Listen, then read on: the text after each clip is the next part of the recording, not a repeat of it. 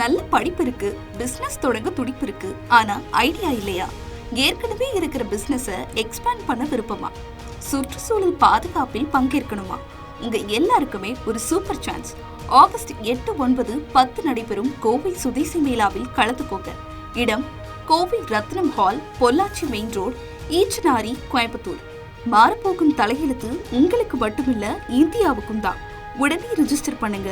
மேலும் தகவலுக்கு 97741111 என்ற எண்ணை அணுகவும். கோவை மாவட்டம் சூலூர் அருகே உள்ள சக்தி முக்தி வல்லப கணபதி கோவிலுக்கு சொந்தமான சுமார் 200 கோடி ரூபாய் மதிப்பீட்டிலான நிலங்கள் ஆக்கிரமிக்கப்பட்டுள்ளதாக கூறி பொதுமக்கள் கருப்பு கொடி கட்டி போராட்டத்தில் ஈடுபட்டனர்.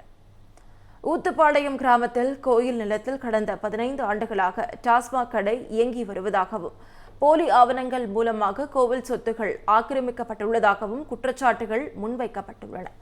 இதையடுத்து கோயில் நிலங்களை மீட்டு டாஸ்மாக் கடையை அகற்ற அதிகாரிகள் நடவடிக்கை எடுக்க வேண்டும் என பொதுமக்களும் சமூக ஆர்வலர்களும் வலியுறுத்தியுள்ளனர். இந்த திருக்கோயிலுக்கு சொந்தமான 5 ஏக்கர் 22 சென்ட் நிலம் இருந்தது. இந்த நிலத்தை போலி ஆவணங்கள் தயாரித்து, அதாவது ரத்தான உயிலை வச்சுட்டு 1982 விற்கிறாங்க. கோர்ட்டு ஏமாத்தி 2001 அந்த கோயிலினுடைய யாரு வித்தாங்களோ அவங்களே தன்னுடைய மனைவி பேருக்கு எழுதி வாங்கிடுறாங்க. அதில் அதனுடைய சொத்து மதிப்பு இன்னைக்கு 100 கோடி. அதே போல் முக்தி கணபதி திருக்கோயில் இன்னைக்கு மதிப்பு 100 கோடிக்கு மேலாக இருக்குது. 4 ஏக்கர் 50 சென்ட். அதுலயும் உயிரில் எந்தவித பாராதனம் பண்ணக்கூடாதுன்னு இருந்தது. அதனுடைய சொத்தையும் அதை பார்த்தவரே போலி ஆவணத்தை தயார் பண்ணி சொந்த சொத்தை அபகரிச்சிடுறாங்க. எனவே இந்த இரு கோயிலினுடைய சொத்துக்களையும் அரசாங்கம் உடனடியாக குழு அமைத்து மீட்க வேண்டும். 15 ஆண்டுகளாக மதுபான கடை நடக்குது.